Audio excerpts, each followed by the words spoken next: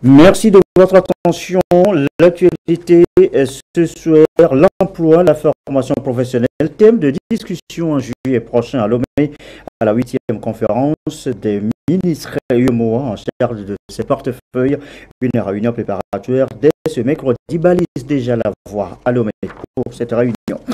L'actualité, c'est aussi le rapport sur le système de protection sociale au Togo. Le gouvernement avait commandité une étude depuis novembre 2016. Le rapport livre déjà des résultats préliminaires. La France a son gouvernement rendu public en début d'après-midi un attelage entre la gauche et la droite avec une forte progression pour la société civile. La réaction à suivre dans cette édition ce soir. Voilà, madame, monsieur le sommaire, bienvenue, bonsoir à tous. D'abord, cette audience du chef de l'État, le président Faure Gnassingbe, a reçu en audience en début de soirée au palais de la présidence de la République, M. Nicéphore Soglo, ancien président béninois et vice-président du Forum des anciens chefs d'État et de gouvernement d'Afrique. Nous reviendrons tout à l'heure sur cette audience dans le courant de cette édition. La primature avec l'entrevue ce matin entre le chef du gouvernement, commissaire Classou, et une délégation de la Banque africaine de développement.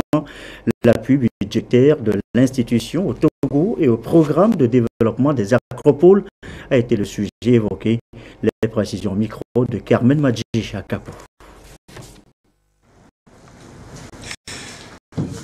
Nous sommes venus présenter à son excellence, Monsieur le Premier ministre, deux missions importantes de la Banque africaine de développement. La première mission, c'est celle qui est au Togo pour discuter de l'évolution du grand programme de développement des agropoles. Elle est accompagnée par la mission qui travaille sur l'appui budgétaire que la Banque africaine de développement va accorder au Togo dans le contexte que nous connaissons du grand programme que le Togo a signé avec le Fonds monétaire. Mais cet appui budgétaire est aussi capital pour pouvoir appuyer les réformes que nous souhaitons permettre de lancer les agropoles. Donc nous avons présenté en fait ces deux missions à son excellence, insister sur le concept des agropoles, la vision de la Banque africaine de développement par rapport à ces concepts, et aussi insister sur les réformes clés que nous souhaitons voir menées par l'État et aussi le secteur privé. Nous avons été impressionnés par la maîtrise de ces dossiers-là par le Premier ministre. Il nous a présenté la vision du gouvernement, les ambitions du chef de l'État et aussi les résultats que le Togo veut tirer de ces grands programmes qu'il souhaite lancer comme l'agropole. Il nous a donné des orientations. Nous sommes encore là pour 2 ou 3 jours, finir cette mission. Et sur la base de ces orientations, nous allons continuer le travail et revenir vers lui pour lui présenter nos recommandations et nos propositions. Et voilà, l'audience s'est accordée donc ce matin par le chef du gouvernement à cette délégation de la Banque africaine de développement. La primature encore où s'est poursuivi ce mercredi les travaux du séminaire gouvernemental en ligne de mire, l'agenda 2030. Comment y parvenir en transformant la gouvernance, l'administration publique. Le point sur les travaux du jour, Tabita Kakbo et Soram Teouteo. Le Togo s'est engagé à mettre en œuvre les 17 objectifs du développement durable ODD adoptés en 2015 et à travers lesquels la communauté internationale veut relever les défis liés entre autres à la pauvreté, à la faim, aux maladies et à l'éducation. Comment donc intégrer ces des ODD dans le plan national de développement PND en cours d'élaboration et qui traduit les aspirations de développement. Le séminaire gouvernemental organisé à l'intention des cadres de l'administration publique, des syndicats et de la société civile vise à les amener à prendre conscience et à s'approprier les enjeux et défis des ODD en rapport avec l'émergence du Togo en 2030. L'objectif poursuivi donc à travers le séminaire, c'est de voir comment nous allons organiser les institutions, c'est-à-dire l'administration et les services, bien entendu les hommes, les femmes qui les animent, de manière à ce qu'ils soient en adéquation avec la vision, les priorités et les objectifs de développement qui sont poursuivis. Je donnais tout à l'heure un exemple en disant, si nous voulons assurer la sécurité alimentaire, l'autosuffisance alimentaire, la question peut se poser de savoir, est-ce que nous sommes suffisamment outillés en termes de compétences en matière d'agronomes pour piloter l'agriculture togolaise afin d'atteindre les performances que nous recherchons? Voilà pourquoi nous travaillons dans deux axes différents. Le premier axe, il y a des experts du département chargé des affaires sociales et économiques des Nations Unies qui sont venus de New York.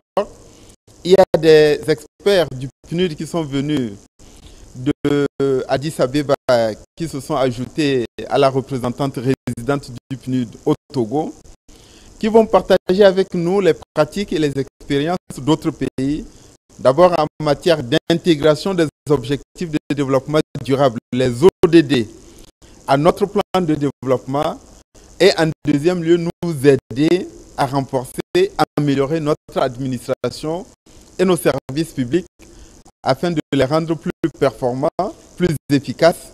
Outre le PND, il y a le rapport national volontaire du Togo qui va s'enrichir des recommandations qui en découleront pour être présenté en juillet prochain au forum politique de haut niveau à New York. L'organisation de ce séminaire gouvernemental a bénéficié du soutien du programme des Nations Unies pour le développement. La représentante de cette institution, Kardiata Lo Ndiaye, s'est réjouie de la qualité des thèmes de discussion, des thèmes qui exigent, selon elle, une réflexion profonde et une disponibilité à changer d'attitude dans la gestion des affaires de l'État. Pas de caméra allumée ni de micro ouvert pour longtemps ce matin à l'Assemblée nationale. Travaux à huis clos pour les députés réunis sur le rapport d'activité du président du Parlement. Séance présidée, vous le voyez, par le président Dramane Dramani lui-même. C'est la deuxième rencontre plénière tout de même de l'Assemblée nationale pour le compte de la première session ordinaire de cette année 2017. Le président de l'Assemblée nationale qui, avant cette séance, a échangé avec l'ambassadeur de Chine au Togo, le diplomate chinois, a annoncé au président Dramane Dramani une bonne nouvelle. Nous l'écoutons au micro de Honoré Manjoko. J'ai eu le grand honneur d'être reçu par son Excellence M. Dramani, président de l'Assemblée du Togo. Nous avons eu l'occasion de parler, d'évoquer de la belle coopération amicale et aussi de l'amitié entre nos deux pays et surtout entre nos deux assemblées. Et nous avons surtout parlé de la prochaine visite du vice-président chinois de l'Assemblée populaire de Chine. Et il va arriver demain et il va rencontrer le président de l'Assemblée du Togo et aussi les autres dirigeants du Togo. Et cette visite, j'en suis sûr, va renforcer l'amitié et la coopération amicale entre nos deux peuples, nos deux pays et surtout nos deux assemblées. Et je vous le signalais tout à l'heure en début de journal, le chef de l'État de son côté a reçu en audience en début de soirée au palais de la présidence de la République M. Nicéphore Soglou, l'ancien président béninois et vice-président du Forum des anciens chefs d'État et de gouvernement d'Afrique en séjour dans notre pays. Il s'est également rendu à Barou. Il exprime donc son hospitalité, ses remerciements au chef de l'État pour l'hospitalité qu'il a été donc accordé. Nous l'écoutons au micro de Arnaud de Guillou. Je suis venu en pèlerinage chez moi, on peut dire à Balou, et parce que Balou c'est le pays de ma mère. Ça fait à peu près 30 ans que je n'avais plus eu l'occasion de revenir. Et il se trouve que dans la politique de développement qui est menée, il y a une autoroute qui va là-bas. Et ça a été pour moi vraiment un immense plaisir, un honneur d'avoir l'occasion avec le chef de l'État togolais d'aller là-bas et d'aller retrouver ma famille qui se demandait si j'existais. Et là vraiment on peut dire que c'est un pèlerinage. Vraiment j'étais chargé d'émotions, honnêtement. Parce que là où se trouve ma mère, elle a le sentiment que je ne l'ai pas oublié. Et là je me suis retrouvé en famille avec vraiment, grâce à l'aide, vraiment à la façon magnifique dont le chef de l'État nous a accueillis et la population également. C'est vraiment un moment d'extraordinaire émotion pour moi. Et voilà, ici Force Glo, l'ancien président béninois. La suite, Lomé, bientôt capitale de l'UEMOA pour l'emploi et la formation professionnelle. Nous l'annoncions également en titre tout à l'heure. La 8e conférence des ministres concernés sera consacrée à la recherche de solutions pour le secteur. Ce sera en juillet prochain. Depuis ce matin, une réunion préparatoire balise déjà la voie à la conférence. Les précisions de Sonia Médico-Lucassi. L'inadéquation entre la formation et la demande du marché de l'emploi, un problème récurrent qui accroît le chômage dans les pays de l'Union économique et monétaire de l'Afrique de l'Ouest, UEMOA. Une situation qui relève de l'absence d'une mise à jour des curricula d'enseignement. Et pour redresser la barre, les pays de l'Union ont créé depuis 2010 un espace permanent de concertation des ministres chargés de la formation professionnelle. Cette plateforme de rencontre annuelle est dédiée au partage d'expériences et à la mutualisation des actions pour faciliter l'employabilité et l'insertion des jeunes sur le marché de l'emploi au sein de l'espace. Il y a une initiative qui est née ici et qui voudrait qu'on mutualise les curricula de formation, c'est-à-dire les documents élaborés pour la formation des jeunes gens au Togo, et bien qu'on utilise les mêmes documents à travers l'espace UEMOA et que dans un métier donné, si nous prenons le métier des artisans par exemple, s'il y a des curricula qui sont élaborés ici, que les autres pays de l'UEMOA n'aient plus à répéter, à investir sur ces curricula qui puissent les utiliser et les adapter. Le gouvernement togolais s'investit dans ce sens en élaborant divers mécanismes de formation et d'employabilité des jeunes. En matière de formation professionnelle, les programmes de formation sont des éléments importants. Et il a été demandé à chaque pays de développer quelques programmes, quelques curricula de formation et de les mettre à la disposition des autres pays. Et dans ce cadre-là, chaque pays a développé des programmes de formation dans 2 métiers porteurs. Alors, si vous multipliez tout cela par le nombre de pays qui est de 8, ça fait 16 programmes qui sont maintenant développés et qui sont mis à la disposition de chacun des pays, le Togo y compris. Cette réunion préparatoire des experts de l'UEMOA balise donc la voie à la tenue prochaine de la 8e conférence des ministres de l'emploi et de la formation professionnelle à Lomé, au cours de cette année. Elle permettra de renforcer l'adéquation des produits issus des centres de formation professionnelle avec le monde du travail actuel. Un reportage de Sonia Mélipo-Lucassi présenté par Rachel Awopou. Réunion préparatoire donc pour répondre aux problèmes de l'emploi ou mieux relever les défis de l'heure. Leitmotiv partagé par, vous allez le voir, ces techniciens de radiodiffusion du Togo, sciences et recyclage pour mieux affirmer leur professionnalisme. Écoutez cela, Patrice Boko.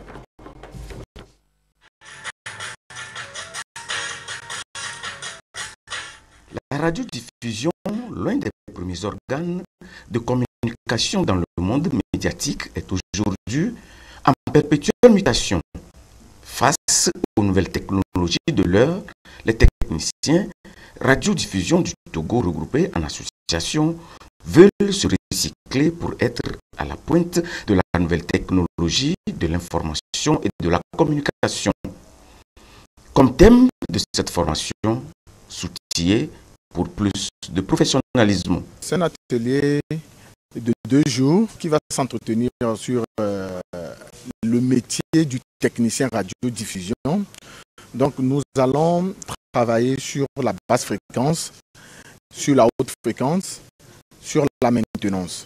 Quand je dis sur la basse fréquence, c'est que nous allons aller encore dans nos cours du maintien d'antenne, souvent dit tenue d'antenne, de la programmation, des montages, que ça soit en spot, que ça soit en audio, en son d'ailleurs. Donc nous allons essayer de nous redonner encore quelques notions dans ces applications. À l'ouverture de cette formation ponctuée de projections sur le rôle des techniciens en radiodiffusion, les intervenants ont tour à tour souhaité que cette session permette aux techniciens radio d'avoir les fondamentaux du métier et prennent conscience de la situation et de l'amélioration de leur profession pour leur propre épanouissement. Également dans l'actualité, ce rapport, nous l'annoncions également en titre, ce rapport d'étape sur la couverture, le système de protection sociale au Togo. Le gouvernement avait commandité une étude depuis novembre 2016. Les résultats préliminaires sont livrés dans ce rapport.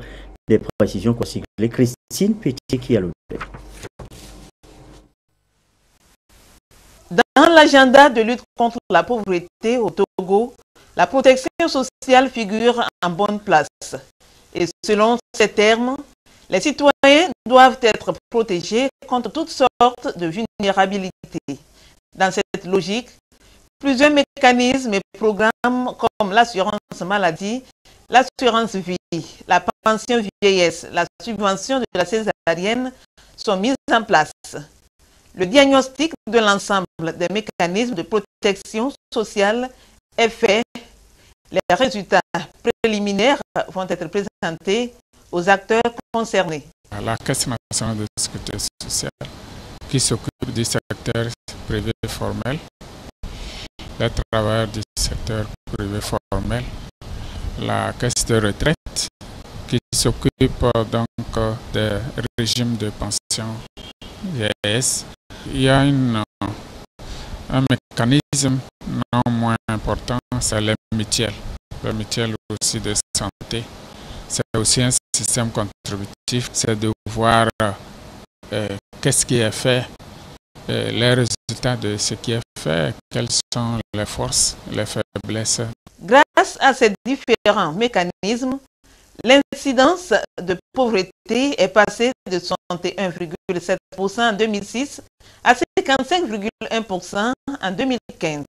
Néanmoins, des efforts sont à poursuivre et ces échanges vont déboucher sur de meilleures options en vue de l'extension de la protection sociale à tous. Si nous prenons simplement la situation de la vieillesse, à 60 ans, vous devez vous retirer de la vie active. Donc à partir de ce moment-là, le système de protection sociale doit vous apporter apporter un revenu que nous qualifions de revenu de remplacement. Voyez, donc c'est ce que l'on appelle communément la pension de retraite. Le Togo est sur la voie de la mise en œuvre de son plan national de développement, le PND, qui, selon le ministre Gilbert Bawara, est le cadre stratégique de toutes les interventions en matière de développement. Les résultats qui sortiront de ces assises seront pris en compte dans ce plan. Le rapport, et que dire maintenant de la 6e revue conjointe du plan sectoriel de l'éducation? Le document devrait faire l'analyse des performances du secteur, cette fois-ci en tenant compte des normes d'équité. Qu'en est-il alors exactement? Réponse dans ce compte rendu de Emmanuel Kagora avec Prudence Issou.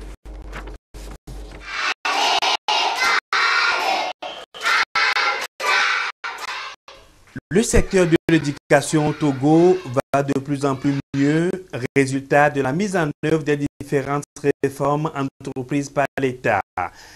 L'amélioration des programmes d'enseignement du primaire, la réouverture des écoles nationales d'instituteurs ou l'exécution des grands projets Péri 2 et Éducation 3, des indicateurs qui font apparaître une nouvelle dynamique dans le secteur éducatif. Mais il y a des défis à relever selon les partenaires ici présents pour offrir une éducation de qualité aux apprenants. Des pistes vont être explorées à cette 6e revue conjointe du plan sectoriel de l'éducation 6 mois après la dernière mise à jour. Pour l'année dernière, il y avait la question du temps scolaire.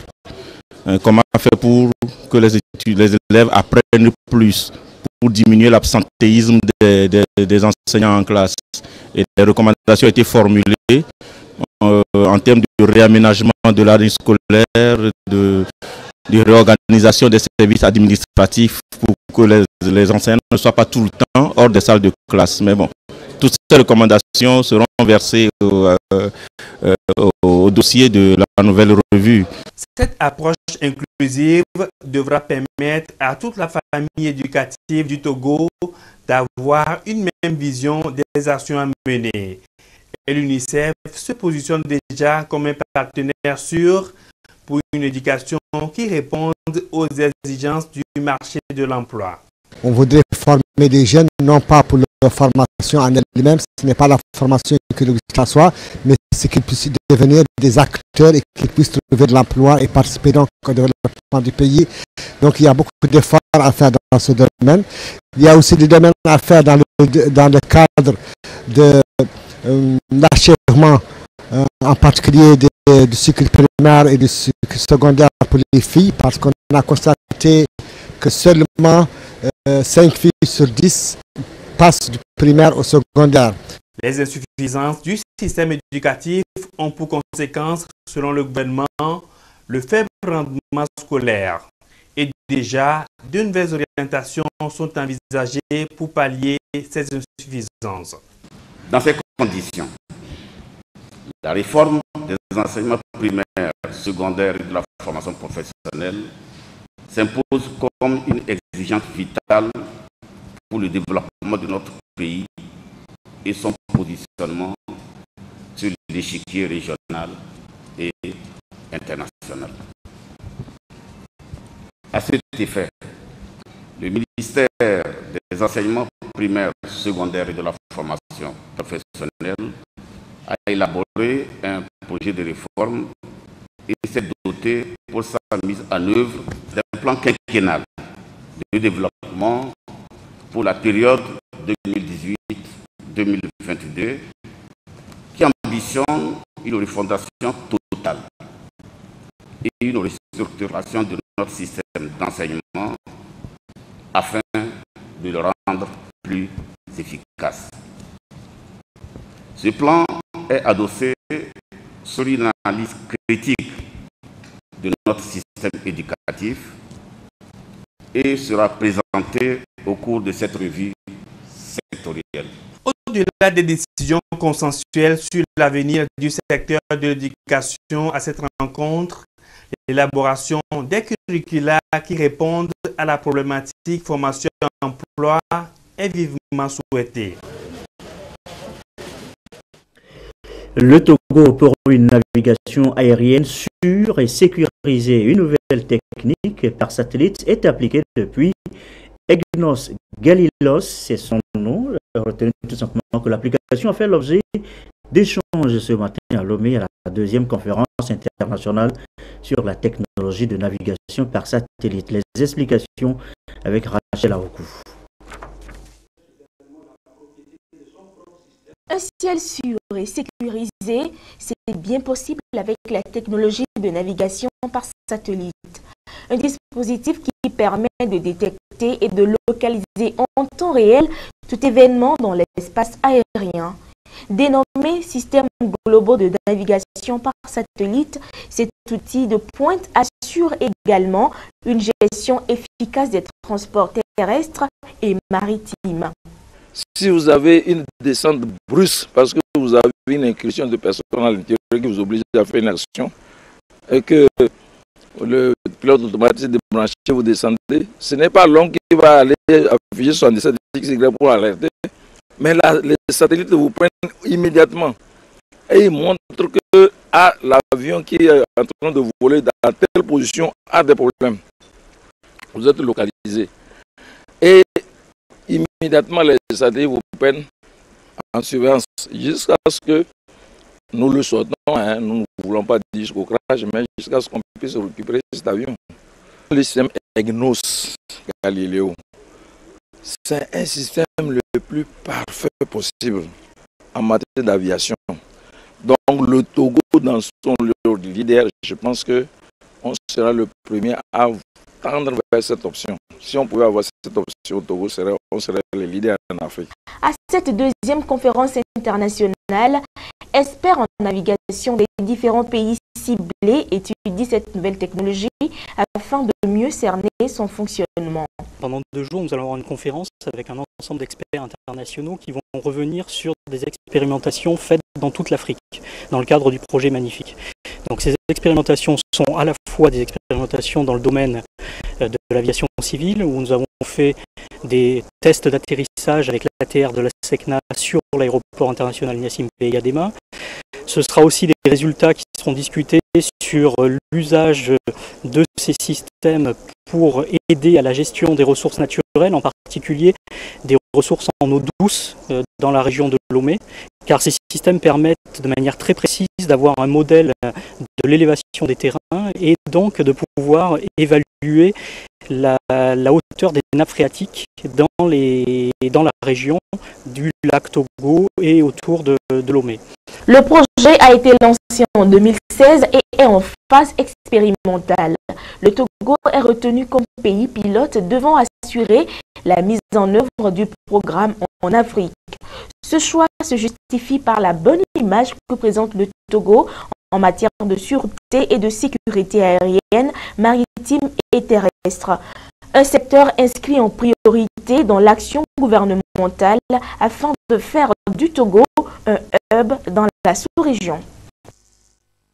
Il est 20h24 à l'étranger en France. Le nouveau gouvernement a été rendu public ce mercredi. Comme annoncé, déjà la nomination d'un Premier ministre de droite a provoqué des réactions dans sa propre famille politique. Alors pour le gouvernement, quelle réaction à droite? Il est à regarder. 15h pile, François Baroin est préoccupé. Il suit en direct la nomination des ministres et il lit les noms de Bruno Le Maire et Gérald Darmanin. Les voici désormais des adversaires. Ils sont désormais des acteurs d'un gouvernement provisoire dont le seul objectif sera de soutenir et de défendre les candidats En Marche portant un projet d'augmentation des impôts qu'ils ont combattus par le passé. C'est leur responsabilité. Nadine Morin-Noël se dit soulagée, ils ne sont que 2. Je m'attendais à pire, c'est qu'il n'a pas réussi à aller débaucher beaucoup de monde, vous voyez. Laurent Wauquiez aussi minimise l'opération de séduction de la droite. Qui connaît Gérald Darmanin? Qui connaissait Édouard Philippe? On sent bien que, au fond, le président de la République a cherché à faire une entreprise de démolition.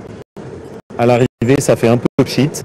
Bon, certains préfèrent les places à leurs convictions. On le déplore, on le regrette, on le constate. Par là même, ils ont quitté notre famille politique. En effet, ces deux ministres ont reçu la même lettre que le nouveau Premier ministre. Je prends acte que vous avez ainsi choisi de quitter de vous-même notre famille politique. Leur signifie le secrétaire général des Républicains. Réplique immédiate de Bruno Le Maire. Les Républicains ont fait le choix de m'exclure de notre parti. Chacun jugera. La France mérite mieux que les partis. La France mérite mieux que les exclusions. D'autres préfèrent s'abstenir. Bonjour, monsieur. Bonjour. Votre réaction à la nomination Ce sera très bref. Je ne souhaite pas faire de commentaires sur la constitution de ce gouvernement. Car la droite est bien traversée de fortes tensions. Et voilà donc pour la réaction à droite à la formation donc de ce nouveau gouvernement français. Le reste de l'actualité retour chez nous avec les missions Ashkroum à l'intérieur du pays, séance d'explication face aux populations. Seul l'argent ne peut tout, le pardon est essentiel. Message pour la phase de réparation. L'étape de Kara, comme on voit.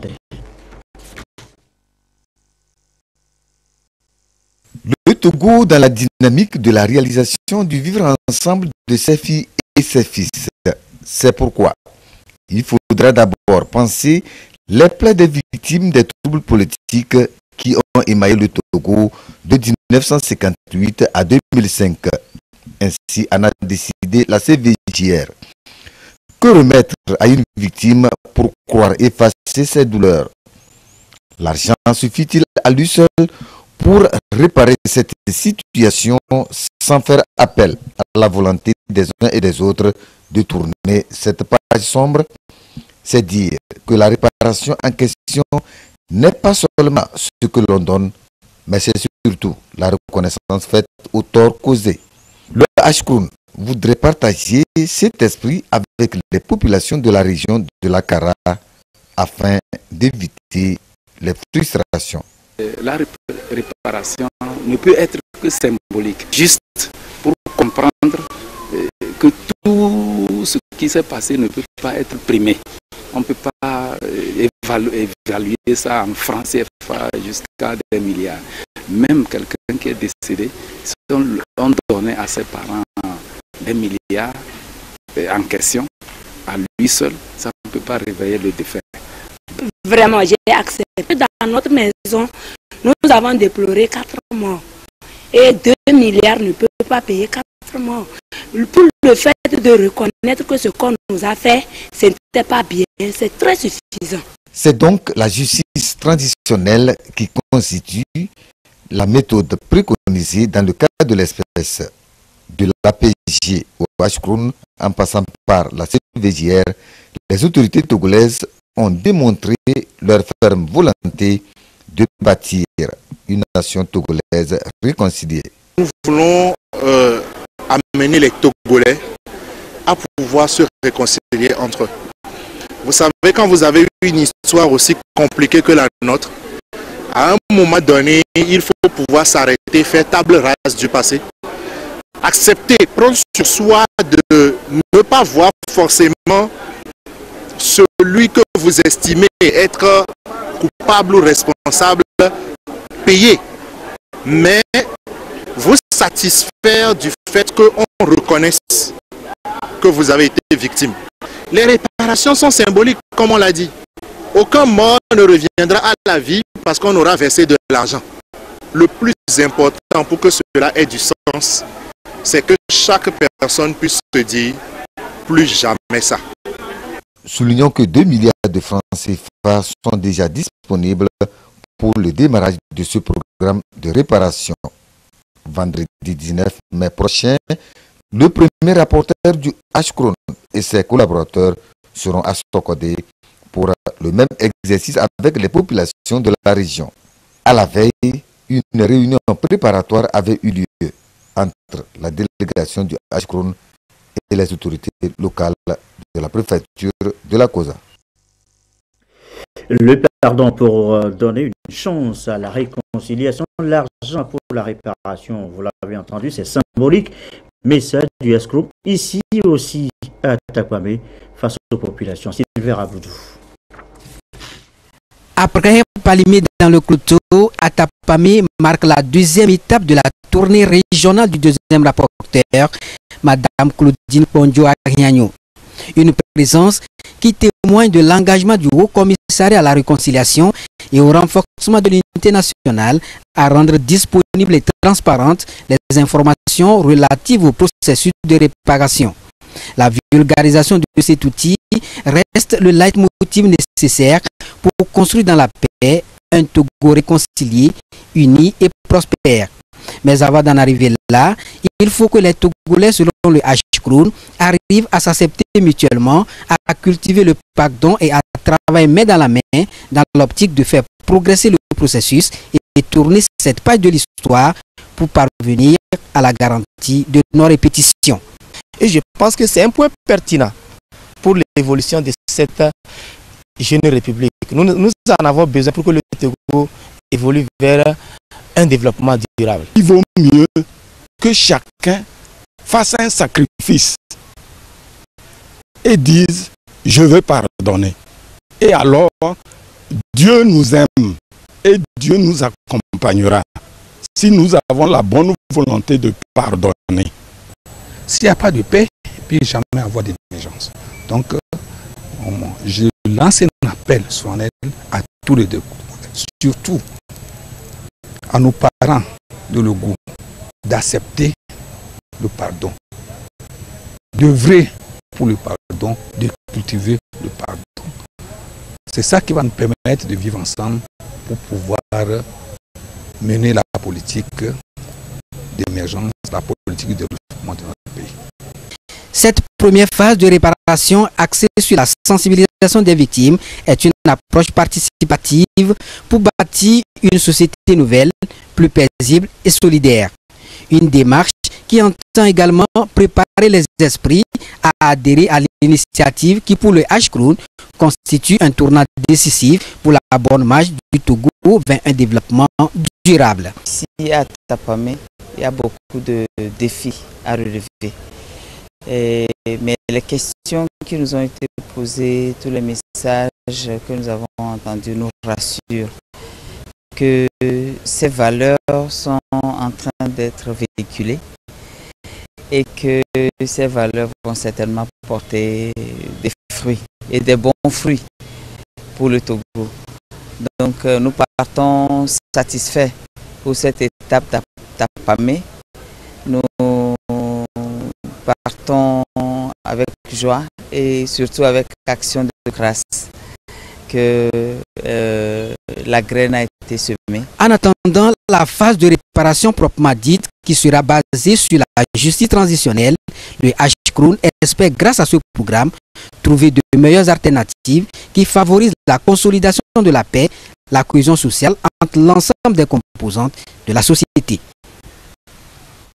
Et comment réagissent les populations rencontrées ici et là au message S-Crown, réaction des leaders religieux recueillis par Sylvain Abdou ici à Takwame.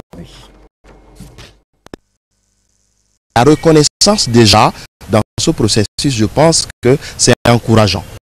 Et moi en tant que religieux, je prie pour que les cœurs se convertissent vraiment, qu'on accepte le processus, qu'on l'intègre et que ça puisse aboutir pour que l'unité nationale soit vraiment renforcée comme le gouvernement pense bien le faire. Je crois que ce que le gouvernement vient de lancer est la meilleure façon d'agir. Et l'Église est appelée à rester sur place, sensibiliser, prier pour la nation. Parce que nous sommes demandés à prier pour le pays auquel nous sommes déportés en captivité. Donc tout est au Togo et le Togo c'est nous tous. Nous devons prier pour le bien-être de ce pays, pour la gloire de Dieu. Nous les imams dans les mosquées, nous essayons de faire comprendre aux fidèles musulmans de la tâche de Hashkouroum, rien que la paix que le gouvernement veut pour le peuple togolais. Nous sommes persuadés qu'aujourd'hui, avec les actions de l'Hashkouroum, tout le monde est rassuré, l'État est rassuré, la population est rassurée et les recommandations sont applicables.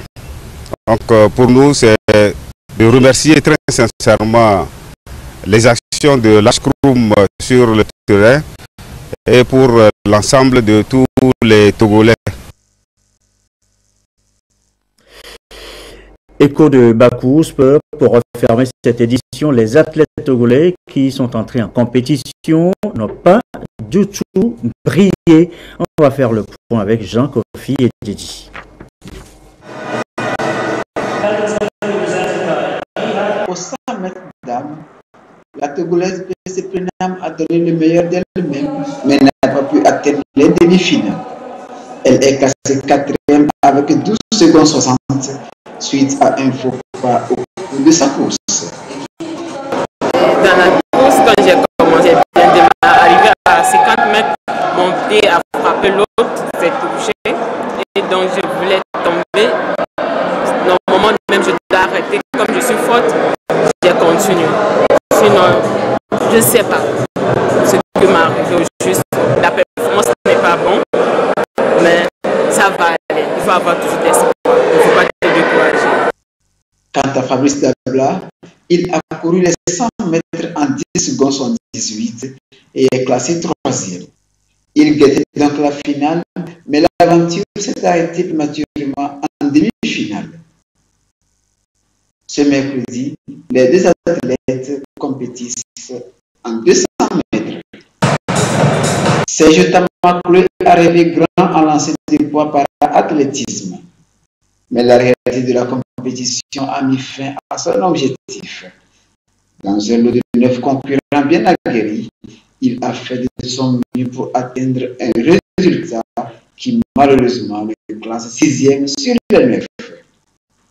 Toujours pour ce mercredi, le Togo compétit en tennis de table et sera représenté par Agwetoglo Maossi et Désiré Akakou.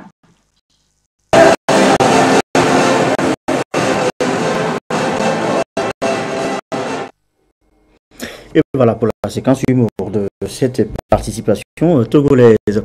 Fin de cette édition. Merci à vous qui nous suivez ce soir encore sur la télévision togolaise et comme d'habitude, toujours fidèlement. Très belle soirée.